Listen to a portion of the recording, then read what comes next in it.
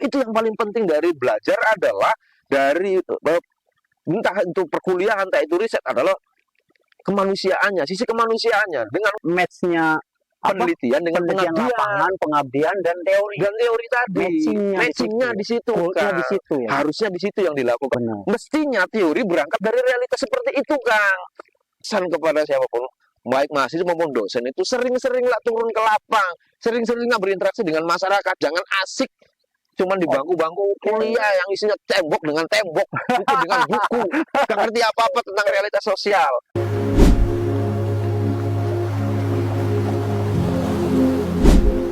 Selamat datang di podcast Tepi Pantai, tempat menepi sejenak, memberi ruang jeda dan membuka ruang cerita.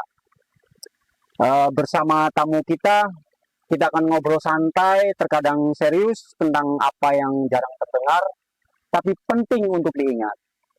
Bersama kita kali ini, kita ditemenin oleh Gus Satori. Halo. Oke Gus, langsung saja. Ngobrol sore kita kali ini enaknya ngobrolin apa Gus? Saya kan dosen ya, teman-teman. Saya dosen, jadi kayaknya saya pingin, karena suasananya juga enak gini kan, suasananya di tepi pantai, pas ngobrolin tentang apa ya, dunia kampus tapi dengan santai gitu loh Kang. Maksudnya saya kan dosen, tapi ada sisi yang menurut saya mestinya dunia kampus itu lebih peduli terhadap persoalan-persoalan masyarakat, gitu ya. Mahasiswa itu lebih sering ketemu dengan masyarakat. Nah itu saya pikir itu enak juga diobrolin kan sore ini ya. Karena mestinya kan dunia pendidikan, perguruan tinggi, kampus itu kan yang hadir kan dalam rangka untuk menemani masyarakat untuk melakukan perubahan ke arah lebih baik gitu ya. Nah, justru kadang-kadang karena keasikan di kampus ya, akademisi khususnya mahasiswa itu malah jarang interaksi ke masyarakatnya Kang. Nah gitu. Itu misalnya ini ya, jadi dunia kampus itu kurang lebih apa ya, ada 3 pilar Kang. Apa tuh? Pilar tuh maksudnya dia yang menopang kenapa kemudian kampus jadi ada. Yang pertama itu dunia pengajaran. Pengajaran. Nah, pengajaran itu maksudnya transfer keilmuan Kang. Ya, dari dosen terus kasih ke mahasiswa gitu kan. Jadi transfer keilmuan lah. Itu dunia pendidikannya kesannya dengan itu. Nah, berbeda dengan dunia yang lain misalnya sekolah ya. Nah, bedanya kampus itu ada 2 yang lain. Yang pertama, yang tadi itu pengajaran, yang kedua itu penelitian. Yang kedua penelitian. Jadi dituntut dunia kampus ini akan menghasilkan inovasi-inovasi, temuan-temuan baru dalam hal dunia dalam hal keilmuan gitu ya, dengan penelitian. Nah ini kalau sekolah nggak ada yang begini. Kampus lah yang kemudian memiliki semacam tugas tanggung jawab untuk melakukan penelitian. Jadi baik mahasiswa maupun dosen itu dituntut untuk bisa melakukan penelitian, untuk menemukan hal-hal baru sehingga kehidupan ini bisa lebih baik dengan penemuan-penemuan dalam penelitian itu. Yang ketiga ini yang paling penting dan jarang sekali menjadi perhatian, itu adalah pengabdian kepada masyarakat. Nah ini pengabdian kepada masyarakat. Jadi kampus itu, dunia akademik itu sebenarnya dari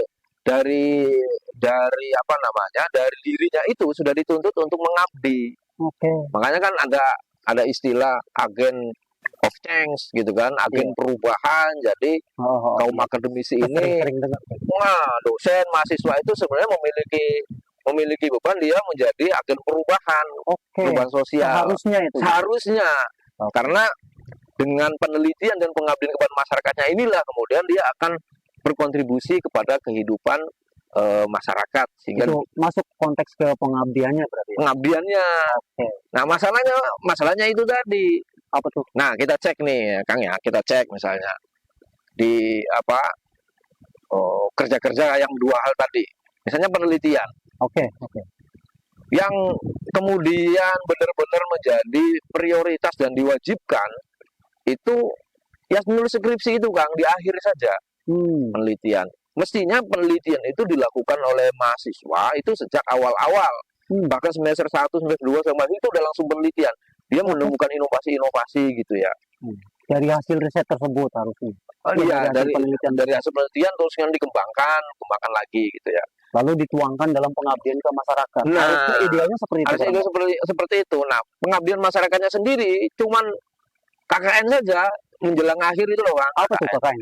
Kuliah kerja nyata, Kang. Oh, singkatannya kuliah kerja nyata. Iya. KKN itu singkatan ya? Singkatan. Kan sering itu kok sering dengar kan ya, kalau di desa itu kan ada mahasiswa kuliah kerja nyata. Tapi, nah itu tadi yang harusnya pengabdian dalam bentuk KKN ini dilakukan juga sejak awal, bukan di masa-masa akhir dan jadi kayak program apa ya? Mahasiswa kayak baru berinteraksi dengan masyarakat gitu loh. Jadi kayak terasing. Mahasiswa itu ketika di kampus itu kayak terasing dengan dunia, dengan masyarakat. Gak gaul lah dengan masyarakat itu. Sorry, kalau pakai istilah saya koreksi kalau salah ya Gus. Mahasiswa itu atau asik ya. Alamnya mendukung. Kawan-kawan alamnya mendukung. Geluduk. Harusnya kawan-kawan mahasiswa ini atau produk-produk dari kampus ini harusnya sorry kalau saya menggunakan istilah yang kurang tepat. Apa tuh? Tidak hanya menguasai teori, tapi memang benar paham akan dunia nyata atau dunia lapang. Itulah yang paling kurang sekarang saat ini sayangnya loh, Kang. Ya. Menurut Gus Satori itu akan efektif ketika di semester awal, di 3 awal itu ya. Iya. Transfer pengetahuan, penelitian yang basicnya dan pengabdian. Oke, Gus, menarik Gus. Makanya misalnya begini nih, Kang.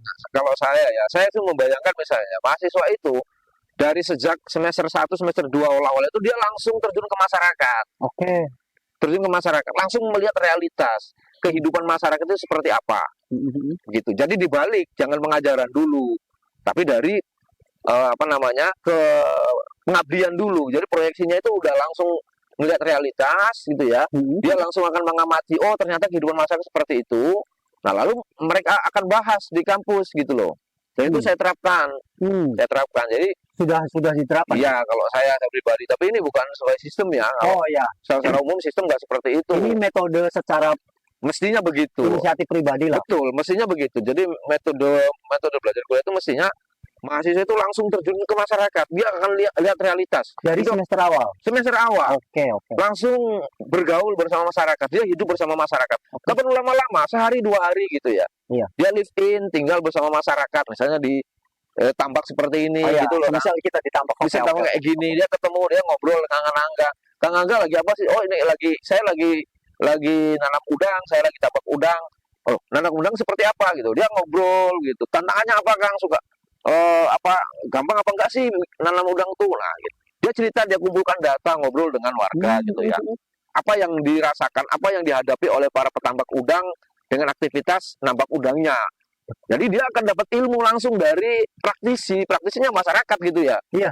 Lalu dia, oh jadi gitu ya masalah itu ya. Nah, jadi dia sambil riset sebenarnya, sambil memahami persoalan yang dihadapi masyarakat.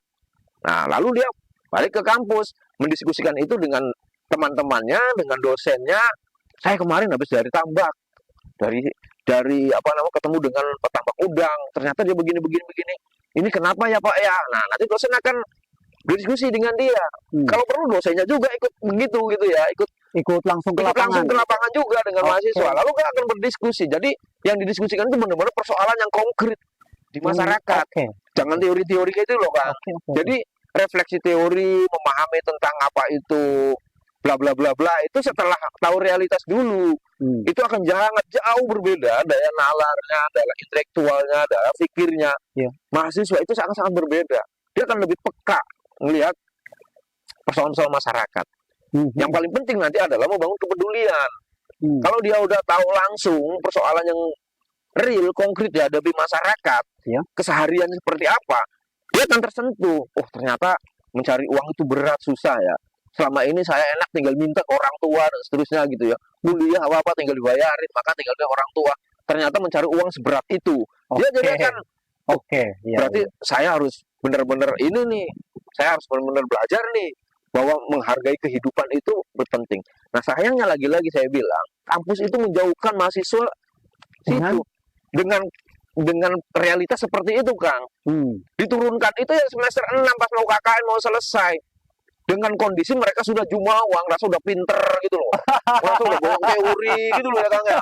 Rasa udah mau lulus kan semester 6 itu udah rasanya, makanya KKN itu jadi prinsipnya kayak mereka udah ngerti lalu pengen ngajari masyarakat. Bukan pengen belajar persoalan tengah-tengah masyarakat. Ini menurut saya kekonyolan perguruan tinggi.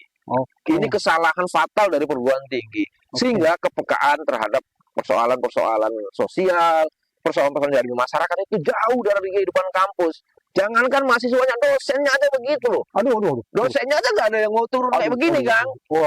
Bisa dihitung dari dosennya mau turun itu. Mereka hanya mau turun lagi-lagi. Nah, kalau mau ya apa namanya dunia kelamnya. Kalau ada begininya, Kang. Apa tuh gini? Ada begini, ujar merah, Kang, ujar merah. Ini ujar merah itu. Kalau nggak ada SPD itu apa ya? Perjalanan dinas kayak gitu loh, Kang ya. Ada biayanya, ada honornya, gak bakalan mau mereka. Menarik nih, saya justru baru tahu nih, Gus. Itu makanya dosen itu ya kalau mau turun-turun begini, kalau ada ongkos, ada biaya, ada honornya, baru mereka turun. Gak ada yang mau jalan kemudian memahami masyarakat dan seterusnya, apalagi sambil membimbing mahasiswanya. Jarang sekali. Mungkin ada 1-2, tapi ini mayoritas di kampus hampir yang kayak gini ini tidak menjadi mainstream, tidak menjadi yang pola umum ya. Ya rata-rata begitu. Masuk kelas, ngajar, ngomongin teori, lebih parah lagi apalagi sekarang dunia AI ya. Dunia internet. Mahasiswanya udah kopas dari internet, dibahas asal-asalan. Jadi hanya muter-muter di situ aja pengetahuan itu, Kang. Dunia nyatanya begitu, Gus. Iya, di kampus. Padahal dan mereka tidak paham bagaimana kehidupan yang sesungguhnya di tengah-tengah masyarakat. Tadi menarik, Gus. Itu. Di awal ada 3 metode yang menurut Gus Satori sendiri itu harusnya kampus mulai berani menerapkan nih. Tadi transfer keilmuan, satu, kedua penelitian atau riset langsung dari semester awal, dan pengabdian ke masyarakat dari awal dia mendapatkan transfer ilmu, masuk juga di tahap 2 di penelitian itu. Jadi ini masih sebatas ide Gus Satori. Sudah saya praktekkan, kalau saya sudah saya praktekkan. Tapi belum masuk dalam metode itu kampus. Dia, karena kan yaitu kurikulum sistem pendidikannya yang tidak mengarah ke sana, Kang. Lagi-lagi tadi mungkin ada pesan yang mau disampaikan. Iya, ada persoalan ini gitu ya. Lagi-lagi ini. Jadi lagi-lagi bilangnya gitu, nggak ada biayanya seterusnya. Kalau saya dari dulu udah sejak kuliah di semester berapapun saya ngajar, saya turunkan mahasiswa ke langsung ke lapangan, dan lebih bagus lagi di hari Minggu pertama. Oke, Gus, mungkin ada pesan atau masukan ke Kementerian Pendidikan terkait obrolan kita ini. Ya itu tadi harus dirubah, roadmapnya itu harus dirubah. Jadi berangkatnya itu dari realitas. Ini saya pernah bertarung agak kenceng dengan para pengambil kebijakan di kampus saya ya. Saya tidak perlu sebutkan kampusnya nih. Oke. Itu saya pernah bilang, dalam menyusun kurikulum, dalam menyusun silabus, dalam menyusun skema pembelajaran. Silabus itu apa, Gus? Silabus itu kayak semacam kurikulum itu, Kang. Maksudnya mahasiswa itu harus belajar apa dulu, misalnya ada mata kuliah, ada topik apa, terus yang harus dipelajari apa saja gitu, misalnya topik-topiknya. Kalau di kegiatan roadmap ya. Semacam itu, Kang. Misalnya gini, contohnya. Ada namanya mata kuliah misalnya analisis sosial misalnya begitu ya, mata kuliahnya. Nah, analisis atau sosiologi hukum. Nah, misalnya nih mahasiswa hukum, sosiologi hukum. Dalam mata kuliah sosiologi hukum itu apa saja yang dipelajari gitu ya. Topik-topiknya apa saja. Nah, itu namanya silabus, itu namanya kurikulum, Kang. Supaya mata kuliah ini ketika diambil atau dipelajari oleh mahasiswa itu dia akan mendapatkan standar kompetensi yang sesuai dengan mata kuliah ini. Berarti dari mata kuliah ini dia akan dapat apa? Sosiologi hukum. Yang dipelajari itu apa saja. Nah, umumnya yang dibuat oleh para akademisi itu, silabus itu berdasarkan buku-buku, berdasarkan teori-teori yang ada. Tidak berdasarkan pengalaman realitas. Tidak serap fakta ya? Secara fakta, itu. Jadi kayak ngawang-ngawang lah. Diambil dari sesuatu yang ngawang-ngawang, dipelajari secara ngawang-ngawang, ya hasilnya ngawang-ngawang. Nggak mendarat ke bumi gitu loh.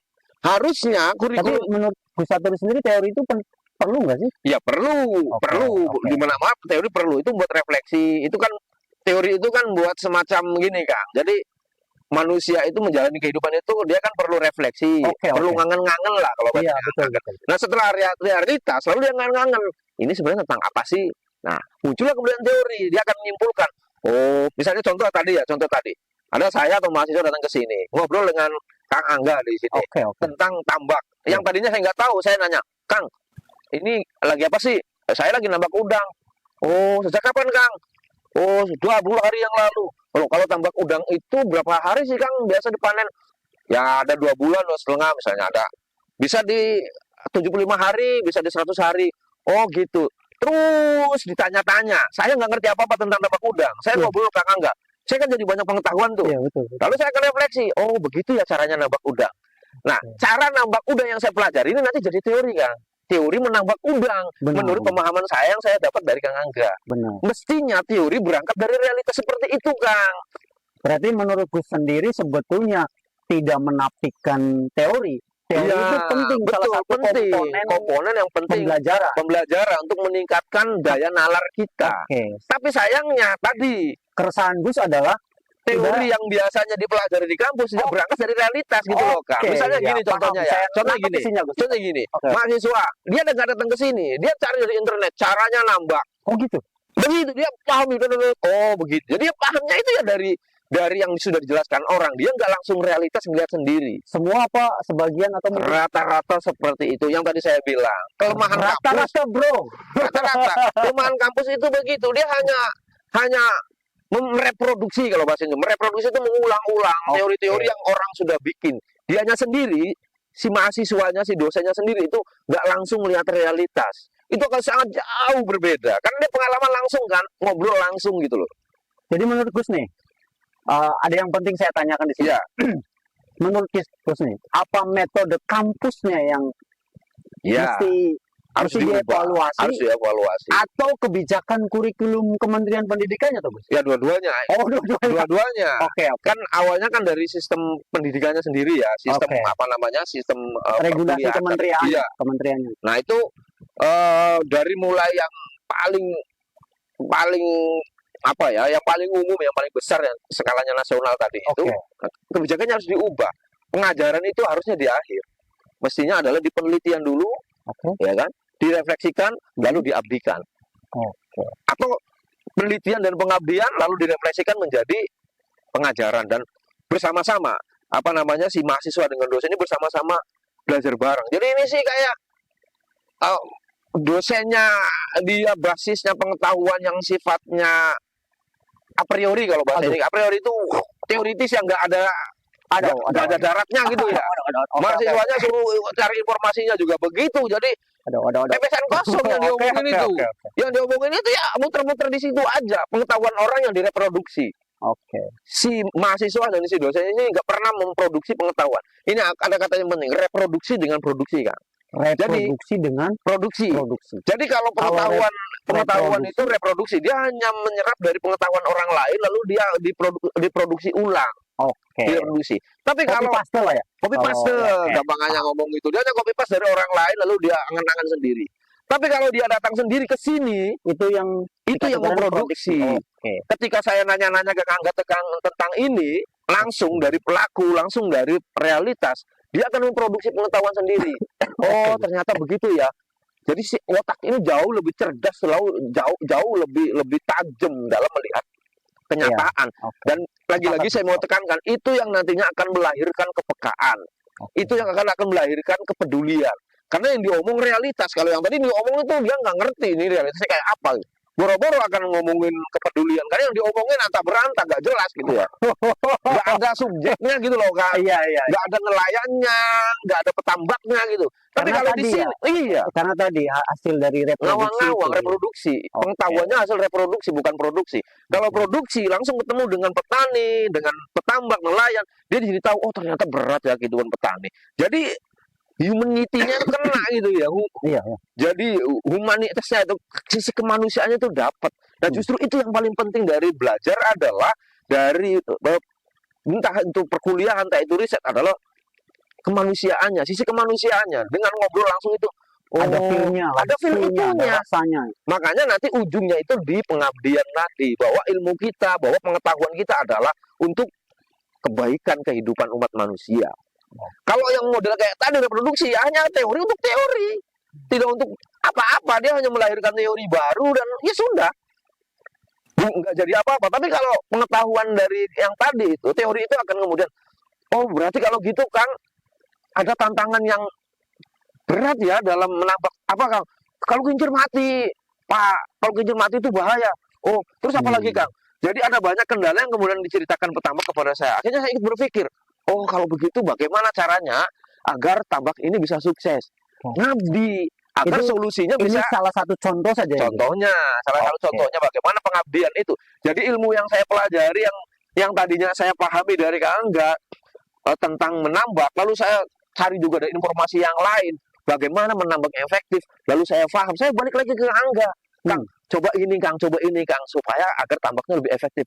Dicoba deh, ternyata benar, hasilnya lebih bagus, misalnya panennya lebih cepat, udangnya lebih gede-gede. Itu namanya ilmu saya bermanfaat.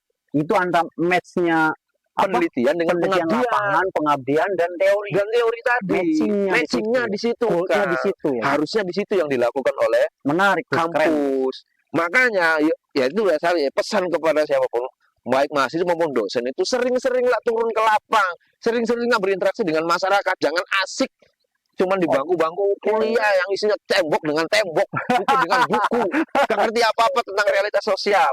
Begitu. Dan itu dilakukan sejak semester awal. Jangan nunggu KKN, jangan nunggu skripsi di semester 7. Udah bangkotan, otaknya udah nggak bisa bekerja dengan baik, melihat realitas. Jadi justru dari awal-awal ketemulah dengan masyarakat. Semester 1 itu udah langsung ketemu. Jadi udah terasa si otak ini. Oh, kepekaan langsung terasa. Enggak nunggu sampai kelar kuliah, enggak. Apalagi misalnya ngomong produksi ya, ngomong produk karya ilmiah. Dari ngobrol dengan Kang nggak dia tulis, kalau dia jago nulis, dia jadi tulisan itu jadi karya, Kang. Benar. Karena nggak harus nunggu skripsi. Karena memang bikin karya itu dari yang dia serap adalah pengetahuan langsung, kan dia langsung refleksi kan. Oh, ternyata sekiranya diskusi dengan dosen itu apa saja kekurangannya, kita harus ngapain. Betul, dia langsung ketemu gitu, langsung ketik gitu, dia langsung jadi karya, nggak nunggu skripsi. Semester 1 juga bisa nulis karya ilmiah, udah menghasilkan karya tulis kalau maunya karya tulis ya. Kalau ternyata dia lebih interaktif terus dengan Angga sampai dia mendesain macam-macam, bisa jadi karya yang lain. Misalnya kalau dia kreatif ya, Kang, coba misalnya kincirnya di gini. Oke, ayo kita coba jadi karya bersama antara Kang Angga dengan si mahasiswa ini. Itu karya, misalnya produk alat misalnya. Kalau dia misalnya peduli di soal-soal alat. Nah, kalau dia nulis ya karyanya karya tulis. Ini yang harusnya dilakukan oleh kampus agar dunia akademik itu benar-benar nyatu dengan realitas masyarakat, realitas kehidupan. Ini tugas yang harusnya dilakukan oleh kaum akademisi agar ya agen of change, agen perubahan itu benar-benar terjadi, jangan cuma jargon, nggak cuma gayanya agen perubahan, merubah apa? Cuma reproduksi teori, reproduksi pengetahuan gitu, jauh dari kehidupan masyarakat, gitu loh maksudnya. Oke, menarik sekali nih apa yang dipaparkan oleh Gus Satori ini. Ini semoga banyak orang sadar ini, terutama orang-orang kampus nih perguruan tinggi nih, dimanapun berada di Indonesia, bahkan di dunia kan, bahkan di dunia. Sorry Gus, itu inisiatif atau metode yang tadi 3 apa nih kira-kira metodenya kalau kita gabungin jadi satu? Apa tuh? Kalau dalam bahasa itu ada pendekatan namanya participatory action research. Bahasa kerennya Kang. Kalau bahasa diulang. Participatory action research. Ini bahasa Inggrisnya ya, PAR disingkatnya. Jadi partisipasi, action itu aksi, riset itu penelitian. Jadi penelitian yang sekaligus dengan aksi. Jadi pengabdian dengan penelitian itu, dengan tindakan itu langsung satu paket, nggak dipisah. Dan partisipatif antara si peneliti dengan misalnya pihak subjek yang narasumbernya itu ya tadi mengerjakan bareng-bareng. Apa yang kurang dikerjakan bareng-bareng, itu namanya penelitian partisipatif. Nah, ini metode yang paling efektif. sayangnya lagi-lagi mau saya bilang, pendekatan kayak gini itu nggak banyak diikuti di kampus, Par. Coba saya mau uji nih. Mana ada jurusan yang menerapkan model penelitian PAR ini? Yang ada kan kualitatif, kuantitatif, nggak PAR gitu loh. Meneliti hanya, coba saja skripsi misalnya, isinya apa? Meneliti masalah. Setelah tahu masalah, udah tugas peneliti hanya mengetahui masalah, tidak menyelesaikan. Tapi kalau riset PAR ini sekaligus untuk aksi menyelesaikan masalah. Ini namanya riset PAR tadi, atau riset aksi, bahasa sederhananya itu riset aksi. Riset itu untuk aksi, untuk perubahan sosial, bukan hanya riset untuk riset.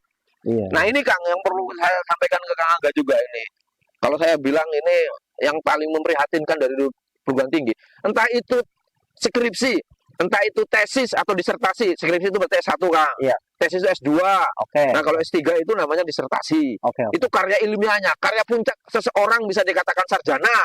Oke. Seseorang bisa dikatakan doktor itu kalau dia bisa menulis skripsi, tesis, dan disertasi, sudah penelitian. Tapi isinya apa? Nih lihat, isinya apa skripsi itu? Dia hanya pengen memahami masalah. Contohnya misalnya Kang tadi ya, ada si orang mau nulis skripsi ini, datang ke sini. Dia pengen tahu bagaimana cara menambak udang. Gitu ya, masalahnya begitu. Apa sih masalah menambak udang? Nah dia teliti, oh masalahnya gini, semua dijelaskan dari A sampai Z. Apa itu masalah? Nambak udang seperti apa? Sudah selesai. Cuman menjelaskan masalah, isinya penelitian itu. Habis itu sudah selesai. Ini kesalahan dalam metode penelitian. Harusnya dia disatukan dengan aksi. Penelitian itu sekaligus dengan aksi. Aksi itu apa? Ya menyelesaikan masalah. Misalnya tadi pas lagi penelitian, oh ternyata ada masalahnya begini. Ya peneliti langsung melakukan aksi. Bagaimana masalah itu diselesaikan? Nanti proses dia menyelesaikan masalah itu juga ditulis dalam penelitiannya. Artinya itu penelitian sekaligus dia menyelesaikan masalah. Bukan hanya menjelaskan masalah. Bukan hanya menjelaskan masalah. Itu prihatinnya saya dengan metode penelitian kualitatif, kuantitatif, yang konvensional yang ada di kampus-kampus itu, dia hanya menjelaskan masalah. Lalu nanti yang menyelesaikan masalah siapa? Ya bukan tugas saya peneliti. Silakan siapa? Pemerintah desa silakan kerjakan ini. Masyarakat silakan kerjakan ini. Dia hanya mengasih rekomendasi. Saya hanya menyelesaikan masalah, hanya menjelaskan masalah. Untuk menyelesaikannya, untuk Anda ini, untuk Anda ini, Anda sendiri. Ya saya tugasnya hanya meneliti. Itulah kesalahan. Itulah keprihatinan saya terhadap mekanisme penelitian dalam perguruan tinggi. Nanti kan ada itu pengabdian. Tadi pengabdiannya tidak berbasis riset. Jadi nggak nyatu gitu loh. Antara memahami masalah dengan mencoba menyelesaikannya. Ini harusnya satu paket penelitian. Ini harusnya jadi satu paket metode penelitian, Kang. Tadi yang Kang Angga bilang. Kaum akademisi, dosen, mahasiswa itu harusnya dia melakukan penelitian, merefleksikan, lalu menteorisasi, lalu dia melakukan perubahan dengan pemahamannya itu. Sehingga nyata untuk perubahan itu. Agen perubahan itu benar-benar nyata. Itu Kang. Saya dapat banyak pencerahan nih di sini melalui apa yang disampaikan oleh Bu Satori tadi. Saya menangkap ada banyak keresahan dan saya juga menangkap adanya keinginan besar Bu Satori untuk bisa mewarnai dunia pendidikan ini lebih komprehensif dan lebih membumi lah istilah orang kita. Cakep. Lebih membumi. Akademis itu lebih membumi. Kurang lebih seperti itu gambarannya. Sorry nih kalau ada yang berlebihan. Dibalikin kalau lebih. Kalau lebih dibalikin, kalau kurang udah bawa aja lah. Oke. Terima kasih. Sekian dulu di ruang jeda, di ruang cerita di tepi pantai kita kali ini. Menarik sekali. Kita tunggu episode berikutnya dengan narasumber-narasumber lainnya. Banyak nih. Isi kepala saya banyak masukan-masukan. Oke?